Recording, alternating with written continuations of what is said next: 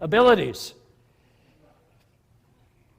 While there are several dozen spiritual gifts which God gives the church, do you know how many different abilities the average person has according to studies?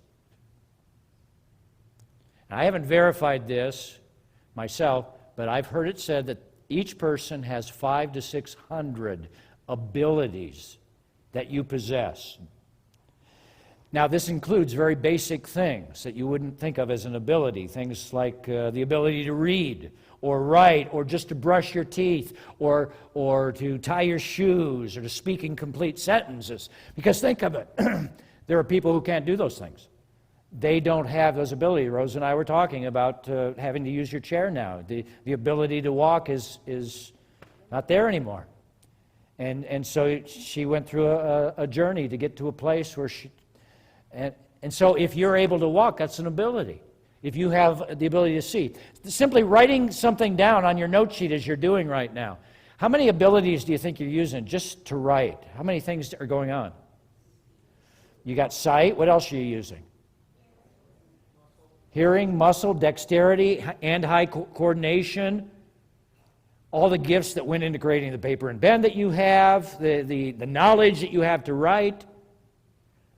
I mean, it's staggering when you start to add up these things.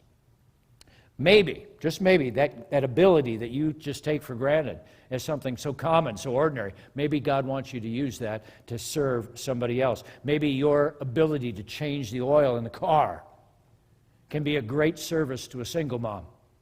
Your ability to care for a lawn may be a great blessing to an elderly widow. Your ability to drive, what could that be used for? Take a shut-in to a place, a doctor's visit, bring them to church, start a bus ministry to get kids here the way we used to. That meal that you cook. There's a guy at our church back in Connecticut, we'll call him Ralph, and he also went through one of these classes. And we got to this section, and John just insisted that he had nothing to offer. Because he thought in terms of, if you can't speak, you can't do anything. And I showed him this verse in Peter, and he still wasn't buying it. And then as we were talking with Ralph, come to find out, he was a handyman. And as I got to know Ralph, this dude was the best handyman I have ever known.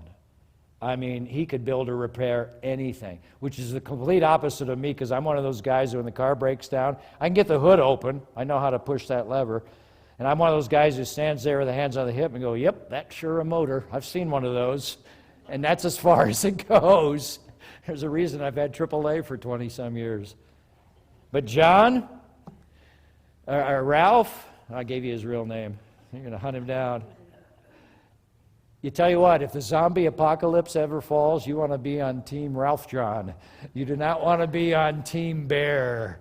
You follow Team Bear in 6 months' time, guess what? You'll be living in a cardboard shanty wearing threadbare clothes, eating stale raisin bran. You get on Team Ralph John, 6 months from now, you'll be living in a 2-story mansion. You'll be barbecuing tri-tip every night with electricity and wireless internet. He was that kind of guy.